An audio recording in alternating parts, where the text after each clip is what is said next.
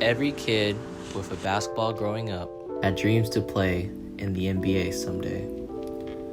For many others and I, it all started here in our backyards, from working on our crossovers, step backs, and putting up endless amounts of shots. And of course, dribbling, freestyling, and having fun out here. In many senses, it becomes therapeutic, and where you can let go from the world, and it's truly just you and the hoop. Obviously, I didn't make this NBA dream, but like many others, we ended up falling in love with this sport, and it becomes more than just that. As this sport taught me so much as a person, and let me connect with people I never would have met. The sport lets me hear their many stories and connections to the game. These type of people come into my life from all walks of life, from growing up, college, fitness centers, recreation centers, parks, and even online. One of the main reasons behind this channel is to capture these people and give a light to those stories that are unheard. Not only will I be balling out and playing one-on-ones with these people, but I would also capture their lives and connections to the game. And so, with no further ado, I would like to introduce to y'all the Hooper series.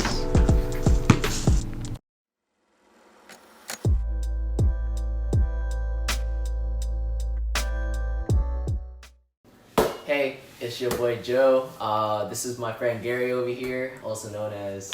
it's a Jiayu, Cao, my Chinese name. how do you say that? Jiayu? It's actually Cao Jiayu. Tao Xiaoyu. I mean, you're getting there, closer. All right. I mean, I'm a little part Chinese. There's like a little percentage in there, so I'm trying. I got a little bit maybe, but it was close, yeah. But yes, Tao Xiaoyu, Gao, Cao Jiayu. Tao Xiaoyu. That was the best one. Alright, Cal, I got you. And where are you from? Introduce yourself a little bit. Alright, hi there. I'm a student at UNT and from China, and I'm a jazz study major, and I'm a drum set major, and I've been playing drum set for 13, 14 years. I want to give a shout out to UNT. We just won our first dub against March Madness, so upset, you know what I mean? Gang, mean green. All right. Yeah. So and so what made you start playing basketball? Like, what's your story?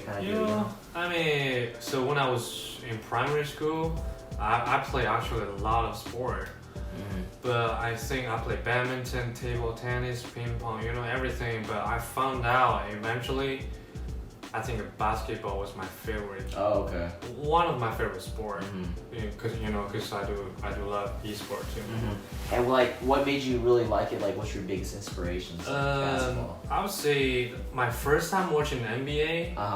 That was happening when I was 9 years old. Right. And I remember I was saying Kobe Bryant. Oh, Kobe, rest in peace. Yeah. Mm-hmm. By the time I didn't know who he was. Okay, right. So I saw him at dunk, but that dunk was okay, this is very, very cool. So I'm gonna start to learn how to practice, how to play basketball. So that was your influence, playing basketball. It was after Kobe. So dunk, stuff like that. Yeah. Dunk. What kind of do you remember what kind of highlight? What was what kind of dunk? Or not really? You're too young. I mean, it was too far ago. Okay. Yeah, that's fair. Yeah. I got you. And so Kobe was your biggest inspiration. So your game is molded after Kobe or any other players? I'll say LeBron James. LeBron I'm James. a big fan of LeBron James. He's strong. He's king. Right. But what kind of shoes you like? More like the Kobe's or the LeBron? Actually, for shoes, I pretty like Air Jordan.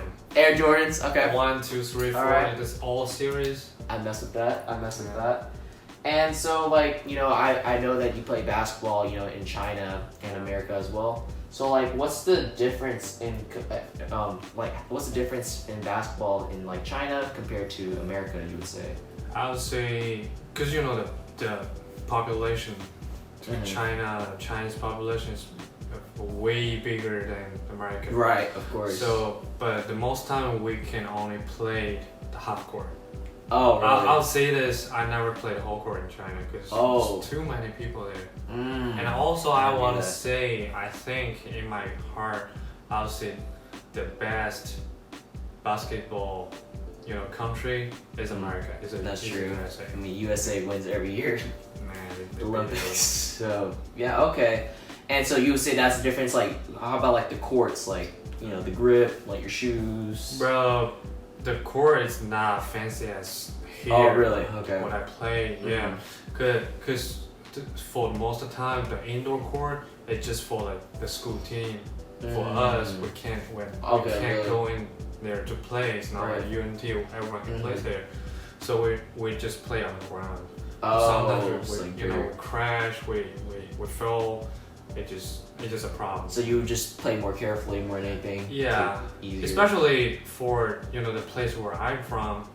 It's a northwest, so people don't care a lot of basketball. What part of China is it? It's a northwest. It's a province from called Gansu. Okay. Yeah. Okay, I didn't know. But I mean, honestly, for big city, Beijing, Tianjin, yeah, they have very, very good. Right. Because I remember in the lab, I don't know if you heard of Dev in the lab.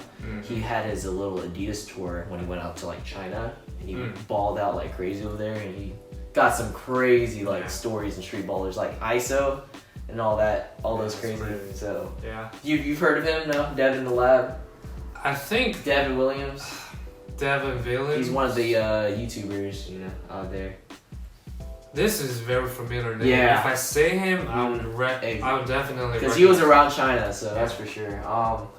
But yeah, so that's the biggest comparison. And you say the cultural. So what's the you're a new foreign exchange student, so what's the cultural differences you would say from China to America, like basketball or just in general? I mean, in general, there were a lot of difference.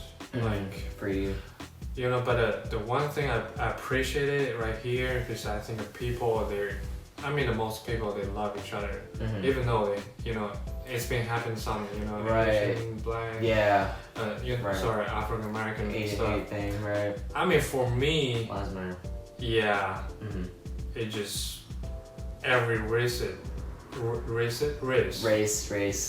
the same, right? Exactly. But I mean, the culture, I would say, especially for basketball, people here are more competitive.